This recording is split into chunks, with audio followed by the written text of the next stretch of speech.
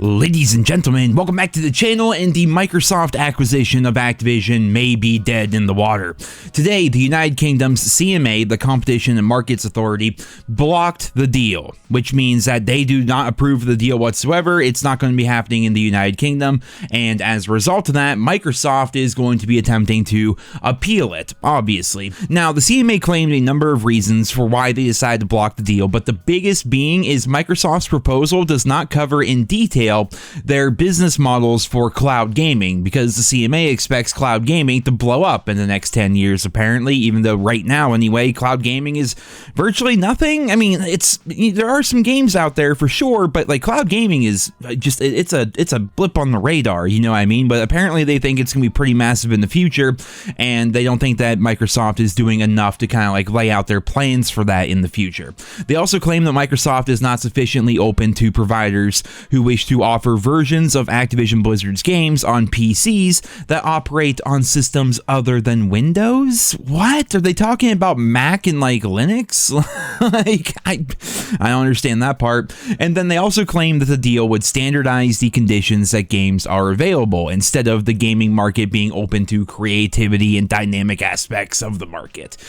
Whatever that means. But the long and the short of this is the United Kingdom's CMA decided to block the Microsoft acquisition of Activision. Like I said, Activision Blizzard is going to appeal this, Microsoft is going to appeal this, but that could take a lot of time. Now, the thing about this deal is if it isn't finished by, I believe, June, which is just a couple of months away, then the deal is going to have to be renegotiated, and Microsoft may not have the bargaining power that they once had. Now, this information is coming from all sorts of different sources online, but from what I heard, initially, Activision wanted to sell to Microsoft for $105 a share, but they were taken down to $95 a share. But mind you, this was back in like late 2021, early 2022, when Activision was completely in shambles. I'm sure a lot of you guys remember all of the assault allegations, the cube crawls, famous developers being fired for these different assault allegations, including some of the faces of Treyarch. We had the Bill Cosby BlizzCon suite, which resulted in a developer named Jesse McCree, who was actually the head of the Diablo 4 project. He ended up getting fired as a result of that. Then they had to rename the McCree character in Overwatch, which eventually led to Activision Blizzard putting out a new policy about naming in-game characters and locations and lore and stuff like that after their developers, because they've had so many of their developers that got like their own custom stuff in games. Like, so many of them turned out to be scumbags, so now they're just not doing that anymore.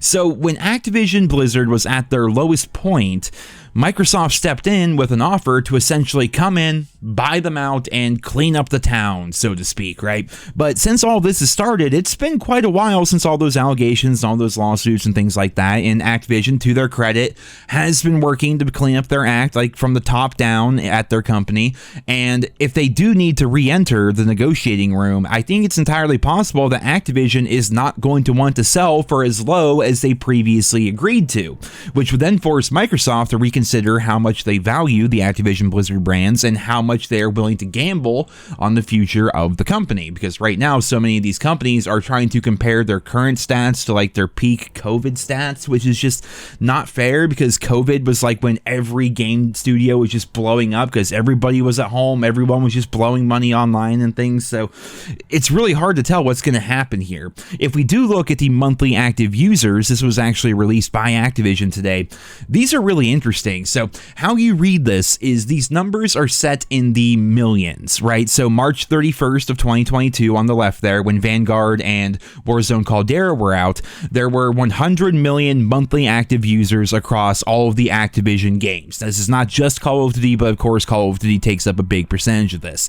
Then 1 year later, here on the right-hand side with Warzone 2 and Modern Warfare 2, there are about 98 million monthly active users. So if you look at this, it seems like there aren't really that many less players playing this year compared to last year comparatively, but this is still a net loss, and it's definitely not the big increase that they were hoping for with a reboot of Modern Warfare 2 and the implementation of Warzone 2. Like, somehow Modern Warfare 2 and Warzone 2 are doing worse than Vanguard and Caldera. Again, COVID definitely played a role there.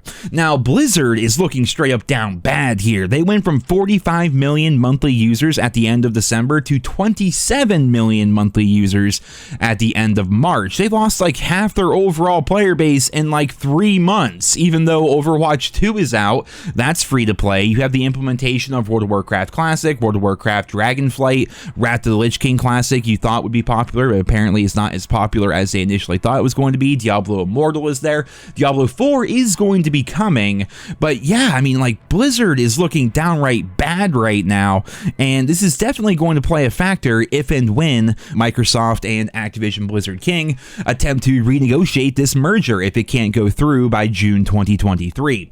Now, as of right now, there are lots of opinions being thrown around, and to be honest, I'm a COD YouTuber who plays video games. I follow the news, but it doesn't mean I necessarily understand like every aspect of it. But a lot of folks are claiming that now that the United Kingdom has blocked the deal, that the European Union, the EU, is going to follow suit. And if that happens, then the deal might just be completely over. Now, of course, that remains to be seen. We still have a long way to go. But Microsoft Vice Chairman and President Brad Smith did have this to say earlier today. "We remain fully committed to this acquisition and will appeal. The CMA's decision rejects a pragmatic path to address competition concerns and discourages technology innovation and investment in the United Kingdom." They keep attacking the UK, saying like the UK is just not open for business or something like that. Like, Activision's pretty pissed about this. "We have already signed contracts to make Activision Blizzard's most popular games available on 150 million more devices, and we remain committed to reinforcing these agreements through regulatory remedies. We're especially disappointed that after lengthy deliberations, this decision appears to reflect a flawed understanding of this market and the way the relevant cloud technology actually works." Brad Smith, Vice Chair and President of Microsoft. So yeah, going back to like what I was talking about towards the top of the video here, it's almost like, have you seen the things in the news lately about, you know, how they're doing like the TikTok proceedings? There's a bunch of these like old people with like triple chins. Now, what is a TikTok? Yes or no? How do you buy a TikTok? What exactly is a TikTok worth? Like, they don't understand like how this stuff works, like really whatsoever. And I think what Brad Smith is kind of saying here is this decision appears to reflect a flawed understanding of the gaming market as a whole and the way that relevant cloud technology actually works. I mean, what they're talking about is like 10 years in the future where cloud technology is everything and everything is just run through the cloud. You know, it's like this big thing apparently to the people over there in the UK, but Microsoft is over here like, dude, the cloud is like nothing right now. Like, the cloud's basically nothing. It's more of a pipe dream than anything. That's why it's a cloud. It doesn't make any sense. So yeah, it does seem like a lot of these like regulatory committees don't actually know what they're talking about. It's kind of like the United States, where we have senators that were born before television even came out. You know, it's one of those things. So you have a bunch of people that probably don't know what they're talking about, making very important decisions about the entire like world's economy here. And yeah, that's pretty concerning. But again, I mean, okay, I say they don't know stuff. You know who knows less than them? It's me. So I'm just covering the news here, man. I'm just doing my best. But yeah, it definitely seems like this deal could potentially be dead, and that is really disheartening. Now, there's been some debate as to whether or not Microsoft taking over Activision Blizzard would actually help the Call of Duty franchise. I think it would. I genuinely do. I think, if nothing else, like, exclusivity is guaranteed to go away, according to Microsoft, should the deal go through. The Call of Duty is going to be out on a lot more platforms and have same-day content parity and feature parity across all platforms. That sounds fantastic. And I think if they want to find themselves having like something like Call of Duty, like one of the biggest names, like one of the most popular franchises in the history of the world, I think they're not just gonna be like, okay, just keep on doing what you're doing. I would imagine they're going to try to innovate a little bit, or at least have their finger in the Call of Duty pie, so to speak, to try to encourage things to be a little bit better and make them more money, while also trying to be consumer friendly. Because right now, in the court of public opinion, Microsoft is winning. They are definitely like saying the right things, and I feel like it's entirely possible that should the deal go through and should Microsoft take over Activision Blizzard, then Call of Duty might actually release in a much better state. Maybe we would have better post post-launch support. Maybe like they would actually hire more developers and pay them properly and not work them to the bone. You know what I mean? Like, it's entirely possible. I feel like the COD franchise needs movement. You know, I feel like it's been kind of stagnant for a while, and I feel like having new blood and new leadership, at the very least, would help move us in a better direction than where we're currently going. That's just my personal opinion on it, but of course, I mean, what the hell do I know? But ladies and gentlemen, that is all I had for you guys here in this video here today. I hope you enjoyed it. Leave your thoughts and feedback on all of this news down there in the comments, and I hope you guys all have a wonderful day.